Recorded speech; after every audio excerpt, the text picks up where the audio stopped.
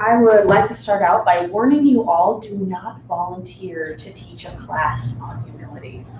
Be very wary before you make that rash step. The last month has been ridiculously difficult for me personally. And at first, the first wave, I kind of staggered and went, whoa, what's going on? Okay, wow, we'll get through that. Second wave, oh! And by the third wave, I was going, okay, really? Where did this come from? And then I realized I was teaching this presentation. I said, wow, well played. Well played. So I have had a large dose of humility the last month, including a move and in-law difficulties and emergency brain surgery for one of my children, and a lot of personal discoveries that have been very difficult. So I don't feel entirely prepared to teach this class because of how much I have had to look at myself and realize that I might not know as much about humility as I thought I did. But I'm sure that you've had this same experience, at least to some degree in your lives, right? Our car was stolen this January. That was before all of this humility wave. And my husband, we were talking about it. He was really mad. He said, you know what? I'm going to pray for the thief. I said, babe, that's great. That was not my knee-jerk reaction. He said, I'm going to pray that he has humility and charity. I said, oh. We got our car back within 24 hours. So apparently he got a lot of humility and a lot of charity fast. But I hope that by modeling humility in our reactions, I want this class to be more of a self-evaluation. You know, looking at yourself and saying, you know, where can I do better? Where am I struggling? Where can I help my students the most? I think I would say that's most of our goals, right? Is to be able to help the student as we teach. So I hope that this presentation will help you in that. So I love this quote. How many of you saw was it on campus? The meeting with President Elder Kidby Clark, was that an on-campus all-employee meeting? He quoted, this was something he said, if I could get someone to read this, brave soul, anyone volunteer? Yeah, thank you, Annette. Good memory. Oh yeah, I've got this. It's nice that we are few but mighty, because that helps me a lot as a teacher. I can remember, well, I hope to remember all of you. I still get James T. Kirk and Chris mixed up over here, but I'll remember. Whatever level of spirituality we now enjoy in our lives, whatever degree of faith in Jesus Christ we have, whatever strength of commitment or consecration we have, whatever degree of obedience or hope or charity is ours, whatever level of professional skill or ability we have obtained, it will not be sufficient for the work that lies ahead. Brothers and sisters, you and I need to be much better than we are now in every aspect of our lives. How do you feel reading that quote? Scared. Scared, right? I don't know about you, but when I heard that quote, I went, oh. My knees buckled a little bit because it will not be enough. Why is that concept so difficult? How many of us enjoy when someone says up and says, oh, hey, you're inadequate? How many of you are pumped and excited when someone does that? For those on the web, there are not a lot of hands, in case you're wondering. But no one enjoys that. Why? Because are we inadequate? Apparently, right? That's one of my favorite quotes from President Hinckley. Love President Hinckley. He said, if you feel inadequate, it's because you are. All men sin and fall short of the glory of God. So why is it so hard, if it's the truth, why is it so hard to be told that? I think sometimes for me personally, I feel like I'm trying so hard. I know I'm not perfect, but I'm trying so hard. That to know that my great mighty efforts to try so hard aren't going to really produce enough. Yeah. So then where do I go from there? You know? Yeah, it feels fruitless. Thanks, Sharon. Sharon, right? Sharon, not Carol. Oh, I'm sorry. Okay, with our efforts, we can feel like we're spinning our wheels. But the truth is, without Christ, we are nothing. we can do nothing. As I am a type A personality, I was a very determined child. My mom, when I was a toddler, let me go. This is my mom, by the way. Hi, Mom. We're both teachers here. And so we presented together yesterday, best mother-daughter date ever. But when I was a toddler, my mom let me go and just said, wander. And I just left. I didn't look back. I just went, and I was 3 years old, 2 years old. 18. Oh my. I was 18 months old, and I was out on my own living the dream. At least I thought she was following me the whole time, of course. But I think of myself as a very rugged individual. So to try and accept whatever I do, it will not be sufficient. It will not be enough. That's a really hard pill for me to swallow. Yeah, Chris. Great. I think I can remember when he said this, but I think he was talking to us as being a part of BYU-Idaho. Yes. And how we kind of think that we've made it. I mean, we're in this little bubble and that we're surrounded by good people and, we're doing the right thing. We're teaching online and we're trying to follow those steps of being a good teacher, building faith and sharing our testimony.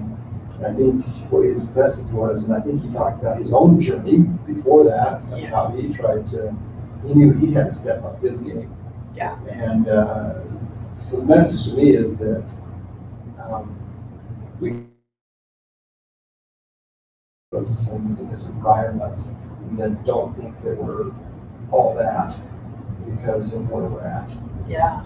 And that's a really good point. I would say that those are the two sides of coping with our inadequacy. We have the complacency here. All is well in Zion. We have a really great graduation rate and everyone likes our graduates. And I got a 6 on my performance review, right? Everything is well. Or the spinning our wheels. What more can I do? What more can I do? Am I doing enough? I don't know if I'm going to make it. Well, no, I can't open my midterm evaluations. Does it just stress you out to hear? That's the voice inside my head that I have to shove under a pillow during midterms, right? I think those are the two sides of us trying to cope with humility, but if we face it head on, it's actually a very peaceful process. Humility comes from, I'm an English major.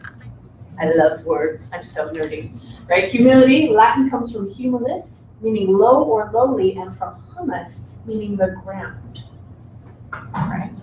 Is that interesting to anyone if we think that Adam came from the dust of the earth, the literal ground? Right. I listed 3 things where I have seen humility. All of these are conference talks. Actually, I realized that after I put them all down. Most of them are President Dwarf. I guess I'm a fangirl a little bit. But Lord, is it I? Am I willing to acknowledge that it might be me? In our interactions with students, when they send us an email and say, my assignment is late. I'm sure that's the actual sound of the student sending you an email. Actually, we don't get that because we're online. But when they send us an email and they're complaining about something in the course, or I actually had a very painful experience at the beginning of the semester because of my son's brain surgery, which came right at the beginning. I wasn't online for a week. I was in the hospital, and I didn't get any internet reception. I have a dumb phone, so I didn't get online. I could have made the time to go and do online work. Quite frankly, I could have. But I felt like my son was more important. So I wasn't online for a week, and I had a student email me back and basically send me a little bit of a snippety email and say, are you there? Do you even care about our class? I'm not getting the help I'm needing, so I'm withdrawing from this class because it's obviously not worth my time. Right in the feels, right? That's harsh. So my options there, if I'm saying, Lord, is it I? Was I absent from the class? Was she getting the help she needed? No. And it hurts so much to acknowledge that, but if I tried to be humble, I tried. The Lord will have a humble Aubrey, but I tried so hard to be humble and say, you know what, I am so sorry that this class hasn't worked out for you. I hope you take the skills you've learned thus far and carry them forward into your education. Contact me if you ever need anything. I'm sorry. I'm sorry. Right? So lift where you stand kind of ties into that, just wherever you're at. I'm a mom, and sometimes I don't like being a mom, right? When I'm waking up at 2 o'clock in the morning and somebody is screaming because they've lost a bottle, or I'm trying to put them down for naps, and I'm wondering, I understand now why they don't give parents rubber mallets, because I'm pretty sure they would use them to help their children go down for naps. But it's hard. I don't want to be a mom. I want to be a professional. I want to live in an apartment with white carpet and drink virgin pina coladas on Fridays. Right? Some of you are laughing. I can tell that you're like, yeah, basically. Right? But I need to live where I stand. In the last 3 years, I have come to realize that there's nothing more important than being a mother. That's hard doctrine. I don't know if we really understand how humble we need to be, or being a father, respectively, right? There is nothing more important than that, role-wise. So even our roles as instructors, even our roles, we have to learn to prioritize, and that's been extremely hard for me. Also, hearkening, in Hebrew, to hearken means to listen with action. Because if you just listen, you just hear. But to hearken means to listen and then to do. And we'll get into that a little bit with giving and receiving feedback. Right? I have a list here of what I'm like when I am humble. I just took a little self-evaluation. I care, I reach out, I connect, I discuss, I listen. Right? What have you noticed in your own life? Like how do you feel? How do you react when you're humble? Yes, I think Melanie. I'd add gratitude to the list. I feel grateful. I feel it's a lot easier to be happy, because when I'm feeling humbled, and actually I'm thinking more of one of my students actually than of myself, because I had a student write a paper that I printed and I will always keep. She told the story of she suddenly came down with some kind of crazy something that she lost all inability to move. All. And she recovered from it, and it was this whole miraculous story. But she told this story of how when she could do nothing else but lay there, she was finally humbled to the point where she realized she had things to be thankful for. Even in that moment, she couldn't move a muscle in her body. She was like, I'm so thankful, because her husband got in a wreck, and they were okay. And so it was actually really cool. But sorry. No, that's intense stuff. Yeah. So gratitude. Good. Gratitude. Nice. I completely agree. What else? Yes. I repent. Like you said, you were sorry to your student. When I'm humble, I acknowledge when I've done something wrong, and I repent and I try and make it right. Right. As opposed to just trying to brush it off or justify myself or anything else. No, I acknowledge I did something wrong and I want to make it right. Right. And I like that you say that you don't try and justify yourself, because how many times I do this with my husband, I probably shouldn't, but when he comes in and does something, I say, I'm sorry I got angry, but if you had it, right? Is that really repenting? No. It's a good attempt. It's a good start. Props for starters. But if we really want to get into being humble and to being changed, I would submit that it's a little bit more. Jackie, are you just on the rising, or do you have a comment? I accept to realize that I can't always change my situation, even though I really, really want to, and so I'll just stop trying to change it and accept how things are right now. Accept. Yeah. Yeah. Nice. I think of that scripture with Paul, where it is hard to kick against the pricks. It's hard to fight what we know is right, but we do it anyway. Because it's hard. We don't always want to be in the situations we're in. Right. I'm pretty sure that no one as a kid says, hey, I am going to develop an addiction and end up divorced, and it's going to be great. My kids are going to hate me for my entire life. It'll be wonderful. Right? But when you're in that situation, because it happens, sadly, we live in a fallen world. Families break apart. Things that we don't get the job we want. Things don't work out the way we thought they would. Right? So what do we do in that moment? We repent, we are grateful, we accept. So hard, so hard. I think, if I'm not mistaken, okay, this is a story of a woman who hit rock bottom. And as, the movie is only 3 minutes long, but as we listen, I want you to listen for humility words and humility attitude. Like, why is she humble? What has made her humble? Like, what about her outlook? How can you tell that she is? Does that make sense? Am I speaking Chinese? Okay.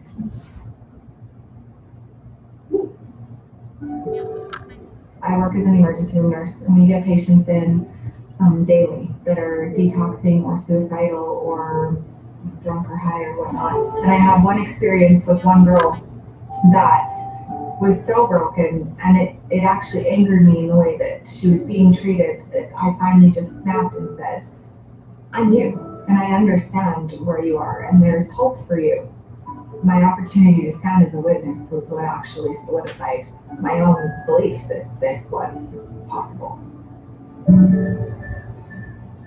I'd been married for a year when I found out that my husband had a addiction to pornography, almost simultaneously finding out I was pregnant with my first child. That was kind of the beginning of a steady decline in my own self-worth. We just kind of started this snowball effect in the marriage where when things got hard, that was his out, and that was his way of coping, which then just made me more difficult to live with because I was so hurt and so devastated. And we had this cycle that at times got really, really ugly.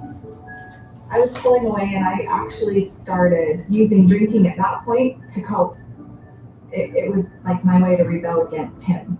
Everything he had done to me, he was opposed to me, obviously, to drinking, alcohol, anything like that.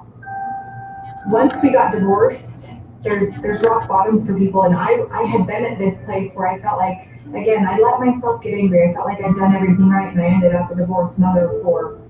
Instead of doing what I should have done and turning to the Lord at that point, that's where my decline started. One afternoon, I went to lunch with my sister. We just got talking, and she said, you'd already been drinking when you got here. How often are you drinking? And I just said, every day. I'm drinking every day. And she's like, by yourself? You need to stop. And I told her I tried, and I actually can't. She sat down with my parents and said, there's a problem here, and we need to do something. And it was the first anybody knew. There was pure love, and where do we go from here? Within about 4 hours, I was checked into detox. I understand just as a teeny little bit of what it means to have Christ-like love. Christ descended below all things so that he could comprehend all things. I suddenly have a comprehension for people who just need a little bit of love. And the opportunities to share that at work have grown exponentially. I want those patients. I sign up for those patients, and the first thing I tell them is, I've been there. I tell them how many days I have. I tell them that I'm going to these meetings. I tell them that it can be done. So there was that day with that girl. It was so powerful, standing there, seeing her, this broken woman, feeling all of the broken parts that she felt, and knowing beyond a shadow of a doubt that I had to say something, that this was a moment that was given to me. It was the first time I shared my story at work, and I didn't care. I didn't care who heard me. I wanted that girl to know that she could do this. I needed her to know. It was my turning point.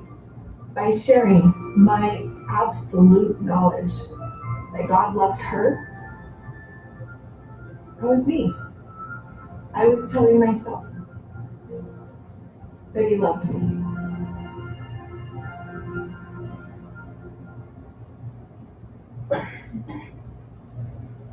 All right. What stood out to you from that video? Yes. I think what stood out to me the most was when she said her sister confronted her, and she said they came to her with pure love and then said, where do we go from here? Not how horrible of a mother you are, not criticizing, not anything. Show pure love, and then how are we going to fix this together? And that's how to approach difficult situations. Isn't that a beautiful example of humility? Not only on her part, being willing to listen, but definitely on that mother's. Because wouldn't it be hard as a mother? Now, I only have, my oldest is 3 years old, but I can only imagine, wouldn't you blame yourself? Like, what have I done wrong? Did I not teach them? Like, what? It would be really easy to get caught up in that cycle instead of reaching out and honestly trying to help her. That was a very beautiful part. Thank you. What else? Yes. I thought the end where she went and shared her story and she said she didn't care who heard or what they thought of her. I just thought how awesome that she was totally willing to bare her soul to help this other lady going through what she was going through. And to me, that's like total humble. Look at me, I made these huge mistakes, and I want you to know what I went through so that you can be helped by that. Right. That takes a lot of humility. One of my favorite quotes is, "I am not impressed with perfect people. I am impressed with people who know how to deal with their imperfections." And that's some of the most amazing people I know are people who have made big mistakes and who have turned their lives around and are using the power of the Lord to heal in their lives. Thanks. Anyone else? Yes, I again, know sure. that one of the reasons that we have trials in our life is to help other people and to share it. And when she said, God loves you because you love me, and that's how she came to know that. That sometimes in the midst of your own trial, it's hard to feel that or to understand that. But on the other side of it, you can see that you have a greater understanding of His love for you, and that it's part of your duty as a disciple of Christ to share that. Right.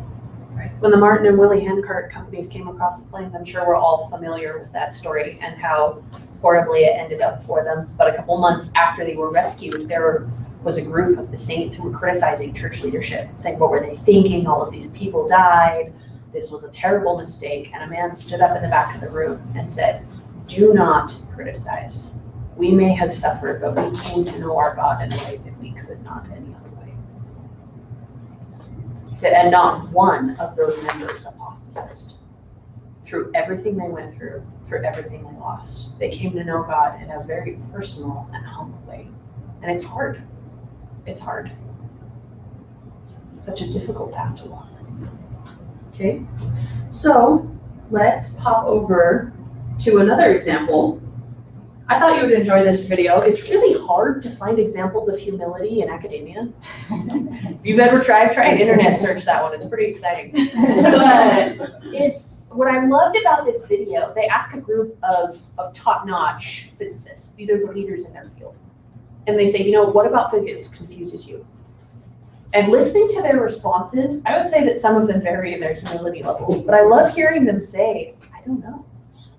Or this thing is so confuses me. I'd like you to watch and just apply humility specifically to an academic setting.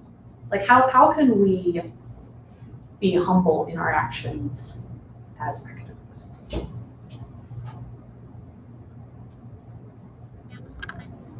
Is there a part of physics and astronomy that really confuses you?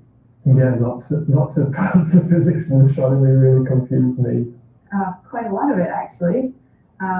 Certainly classic things like quantum physics. Very few people have any kind of intuitive understanding of it, and I certainly wouldn't count myself as one of them. Well, many areas. I guess there are some areas where if it doesn't confuse you, that really just tells you that you haven't understood it. So things like quantum mechanics and relativity, where the universe really behaves in a completely counterintuitive way.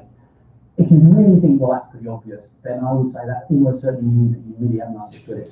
And it's only when you're really confused by it that you really get close to understanding it. Yeah, how did the universe begin? I mean, what happened before the Big Bang? We can describe very detailed results of it and make predictions, but what initiated it? No idea, no way to figure it out. Which makes where do you want me to start? I can cope with a lot of the subjects. String theory is way, way beyond me. The difficulty with string theory is that, I guess I'm an experimentalist already. I do dabble in theory now and again, but what I want to see is a connection with experiment. I want to see a connection with observation. And with string theory, sometimes it's very difficult for me to see that connection is. I can appreciate to some extent the elegance of the mathematics, and I can appreciate why string theorists get so excited. They go, well, look at the beauty of this, look, it has to be that. But just because it's beautiful and just because it's elegant mathematics doesn't necessarily make it right. So string theory. And it's not frustrating that I can't figure out how to answer it. It's frustrating that I don't even know how we can get any information from there. How do we go about answering that question? I have no idea, and that's really frustrating. I find the idea of quantum computation very difficult. The basic principles, I suppose, are not so hard if you're a professional scientist, but how you're going to set up the qubits and then manipulate them and then read out the information on any useful scale. And there's a lot of optimism about it. I guess maybe because I'm old, I'm very skeptical about the whole thing, about how you can actually make a useful machine out of it. But maybe I'll be proved wrong in 20 years. I find general relativity. I spent one summer writing notes to myself on general relativity, so at least I had some understanding. But it is beyond me. They're usually to do with interfaces, where you think you have a little bit of knowledge on one and a little bit of knowledge on the other, and so you should be able to join the two together, and they don't quite work. So, for example, in the field that I work in, I sometimes overlap with a cosmologist who think about galaxy formation, and the onset of what's called going from the linear to the non-linear regime, where you can do everything nicely on pen and paper, work everything out on the linear, and then it can't keep doing that. Gravity takes over and it becomes non-linear, and that interface I find quite difficult because I should be able to do it, but I can't quite get it sorted out. Thermodynamics I always struggled with a bit at university. That was not one of my best courses. There are lots of things which are really quite technical, which I can cope with, but when it gets to general relativity, it goes off into another area. All right, what stood out to you from that video? Aside from all the physics jargon. Yeah. Just that they said the more you know, the less you realize you know. The more you know, the less you realize you know. That is so profound. Nassim Taleb is an economist. He proposes the idea of the anti-library, right? The books you don't know you haven't read, right? Because we all know, oh, what are your favorite books? Oh, well, I've read this and this and this and this and this. But what books do you not know about? Like, what books do you not know you haven't read? Does that make sense?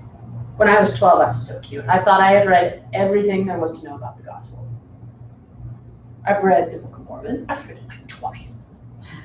I've read the Book of Mormon. I've even read parts of the Bible. You don't really need to read all those parts of the Old Testament. But I've read most of it. I think I've got my knowledge base down. Yeah. Do we do that occasionally with our students? Now, there's a constant struggle between being overqualified and being underqualified, right? If we feel like frauds or charlatans because we don't know enough, or I don't feel qualified to teach my class, I don't know if I can do it, then that is also a form of pride. You can go over and under, right? What else from the video? Yeah. So maybe humility is just the acceptance of reality. Maybe the humility is just the acceptance of reality. Because the idea that we really don't know everything, and we probably never will, that's reality. And so, and then maybe arrogance is kind of living in a dream, or kind of this false world where we create this idea. That's fascinating that you should say that, Jim, and I'm so grateful because it leads us right into, oh, look, ta-da! What it means to have pride. Pride comes from the Latin prodes, to be of value. So when we have pride, we try to create our own value outside of the merit of Jesus Christ. We try to create our own realities, right? We build our castles in the sky and we may or may not move in. That's the problem with pride. A lot of the places I catch myself with pride is the reality caveat. Have you ever heard someone say, oh, well, it's true. Well, it's true that we should do this. So that's the end, because it's true. But Neil A. Maxwell said it is not enough to speak the truth, but to speak the truth with love. right? If I ever find myself hiding behind reality or the facts, right? Not necessarily acknowledging reality, like Jim said, right? We do need to acknowledge reality, but if I'm ever hiding behind it, then that's the problem. I find that my difficulty is not recognizing the truth, but my relationship with it. It's how I view the truth, how I react to it, right? And that's the justification. Well, I would do my scripture study, but I have 2 toddlers, and I just don't get enough sleep. And it's just outside my realm of possibilities. I'm doing the best that I can. They really expect me to be Cub Masters and read my scriptures. Okay, whatever it is. That was 3 weeks ago, actually. I was a very bad day. So that's the reality caveat, justification, taking sides, right? I live with my in-laws. Yes, they are wonderful people. Like really, they are wonderful people. They are so kind, so good. But I am not like them, and they are definitely not like me. Or maybe we're just too alike. That's quite a possibility, right? But if I find myself saying, she did this, I did this, you know, we're just moving out.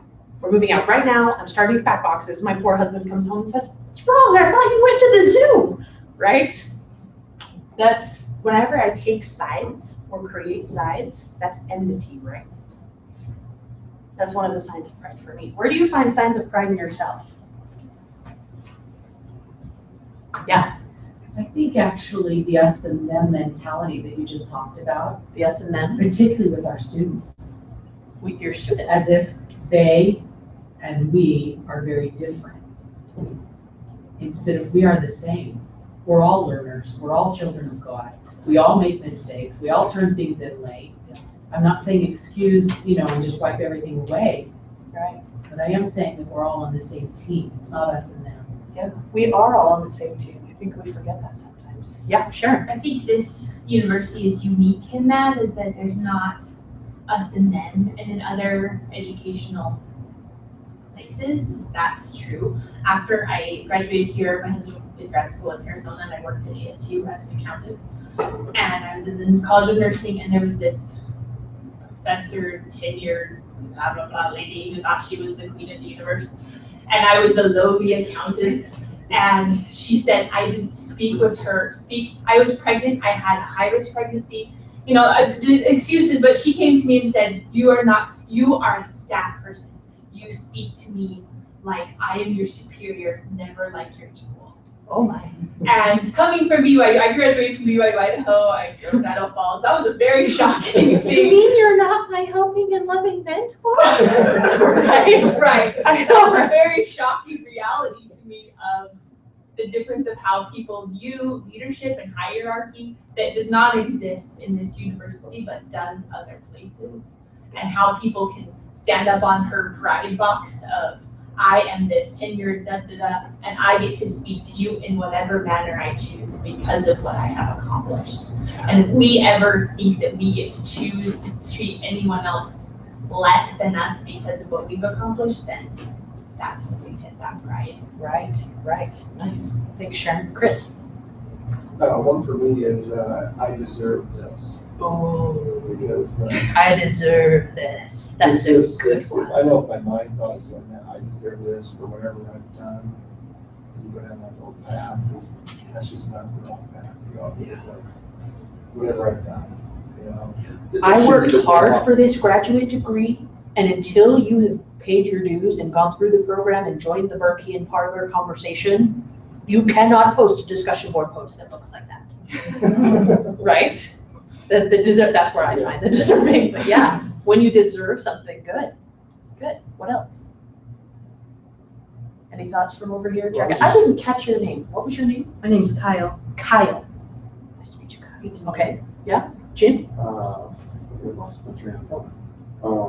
When we kind of set ourselves up as the judge, the jury, and kind of the king, where we really decide what's right and what's wrong. I sat in on excuse and reason, how do we deal with excuses, and felt really uncomfortable in the class because it seemed like we were setting ourselves up as we were kind of like little mini gods, and we were deciding who's worthy and who wasn't worthy, and So I think that's kind of summary of it. Yeah, no, that's really good. Yeah, setting ourselves up as judges. I would propose that humility is acknowledging God and his greatness, and pride is making ourselves the God and relying on our own greatness. Because do we have any greatness? So it's a very painful thing to be prideful for us. It's kind of. Sometimes I find myself the recipient of many tender mercies. So I see many times where Heavenly Father is winking at me saying, I know you, I love you. And sometimes that goes to my head. And I think, well, I must be one of his favorites then. And so, he's really nice to me. He must like me a lot. And so I get a little bit caught in this idea that, well, he smiles more on me than he does on others. And that's something that I often have to remind myself that is not necessarily the case. That's awesome. I think I just need that much extra help. That's awesome. That's great. Thanks, Kyle. When I was a teenager, I went to my mom and said, Mom, I know that I'm your favorite, but it's okay if you spend time with my brother. Like, it's okay if you spend time with him too. And my brother, the next week, went to my mom and said, Mom, I know I'm your favorite, but you can spend time with Aubrey. And my mom said, I'm such a good mother. Like, it was a great payoff moment, but I think we do that sometimes with other people. We say, you know, I have been so blessed. I have all of these things. Everything is going well for me right now. The Lord must love me. It hurts me so much on Facebook or other social media when a tragedy happens and someone posts and says, oh, there is a God, I survived. Say, really? Is there no God for those who died? Yeah, I don't think, I'm grateful for their gratitude. I'm sure that what they're trying to express is a feeling of, wow, I'm so grateful that I'm alive. But just because you are alive does not mean that God loves you. And just because you are dead does not mean that God hates you, right? It's very difficult to work through that process. If we can, I gave you 2 pieces of paper. There's a humility test and a pride test. Let me check and see where we're at. Oh, we're doing great on time. Perfect. Wait. Oh, we're not doing great on time. Oh my gosh. Okay, I'm going to let you take the pride test and humility test home with you. But I'm going to read the pride test answers if you just want to look over them with me. I want you to do this at a time when you don't feel watched or pressured. But this was kind of a self-evaluation that I put together from Elder President Ezra Taft Benson's talk on pride and also Elder Clark's devotional that he gave when he was here at BYU-Idaho. But number 1, I feel pressured or on the defense when a student asks for further explanation or complains about feedback I've given on an assignment. I feel irritated when I find errors in student submissions or when a student submits an assignment late and asks for an extension, right? So the problem here is not that the student, it's not the reality, right? It's the irritation. Does that make sense? It's not that a student is asking for an extension. It's not, you know, they very well could have stayed up all night watching 24 with their roommates and not have been super responsible. Let's be honest. You know, that's very possibly an explanation. But just because they're like that, why am I irritated? Does that make sense? Why do I start creating excuses and enmity in my mind for that? Okay, I assume my students won't be prepared for class. They probably didn't read the material, take the quiz, finish the discussion board post anyway. I have a hard time receiving feedback from my students, peers, or supervisors about course content or my performance as an instructor. I feel micromanaged during course visits or evaluations. I often feel like a failure as an instructor. In discussions with my students or peers, I'm impelled to reference sources or quote relevant literature to back up my point of view. I correct or edit student comments in my head, like grammar diction, when one of my students posts a comment. After I submit a course fix or improvement or improvement suggestion, I feel disgruntled or resentful when my idea isn't implemented. I've congratulated myself for answering any of the questions on this test well, checking off the right answers as I go. Yeah, that's the one that's like, oh, dang it, caught myself. I've internally argued my answers for any of the previous questions on this test, providing evidence from my point of view. Oh, aha, gotcha. Yeah, this is the gotcha test to be like, oh, dang it, that's where it is. The humility test, I hope, I took it mostly from Preach My Gospel and just applied it to an academic setting. I hope that and for those of you online, you are able to access those materials on the iLearn course, so you can get the pride test and the humility test from there. But I hope that it helps you heal a little bit and come to peace more with where you're at. I'm going to pop really quick. When I say really quick, this is where my pride shows itself, right? We did this with humility, kind of come through. I rant, I despair, I assume I have the answers. I argue, I justify, right? Great. So how can I model humility in my interaction with students and colleagues? Okay. And I've passed out some quotes to you, but I want you to ponder. I'm so sorry that we don't have time to talk about it. I got all excited and I read the wrong time, so I thought that I had until 12:30, which is actually 3 classes and not just mine. So I assume that you want to go see other people, but I got super excited and was hoping we'd have more time. So I want you to take a look at that quote and ponder and talk about it. Maybe find each other after the class, right? Remember everybody? Yeah, that might be a little too much work, don't worry about it. But I just want to end briefly by saying the ways we can overcome pride, at least that I found in my teaching experience, is that we can submit willingly. Right? Instead of waiting to be humbled or waiting to be bulldozed, that's kind of the same thing in my mind sometimes, because humility can catch me unawares. If I submit willingly, if I note that I am accountable for my own behavior, this quote from Viktor Frankl is one of my favorites, right? In our response lies our growth and our freedom. How we respond. Our students might not make the best decisions. Like kids, adults, whatever, they might not, but we can. Right? Our behavior is not dictated by theirs, right? And if you haven't seen this devotional, it was a BYU devotional back in the day, The Will of the Father in All Things. Incredible, one of my favorites. But Elder Holland goes more in depth into what it means to submit willingly. And also seek and receive feedback. These are 2 questions that Elder Clark mentioned in his presentation. What am I doing that I should stop doing? And what am I not doing that I should start doing, right? And an honest, I firmly believe that we can receive the revelation that we need for our own classes. That if we ask these questions honestly and with the help of the Lord, we might not want to see what He wants to show us, but we will be able to get that information. And if you ask those questions, you have to be ready to do them. Yeah, be ready, hearken, right? Be ready to do the answers, yeah. And that's, if you feel blinded and maybe just a little bit lost or drowning like I was, you can request a coach. It's actually on the online community under resources, and they are awesome. Lynn Dershey and his team are incredible, and they go through your course and say, well, let's talk about it. What are you doing? What are you not? Where can you improve? They are so humble and so good. And I'm actually really excited. I met with him for an hour and we went through my course. And I came out of it going, ooh, ooh, ooh, ooh, I'm so excited. I want to do it right now. And then one of my babies started crying, so I put it off. But I will get there, and I'm super excited to go in and do it. So I would just like to testify to you that humility is worth it.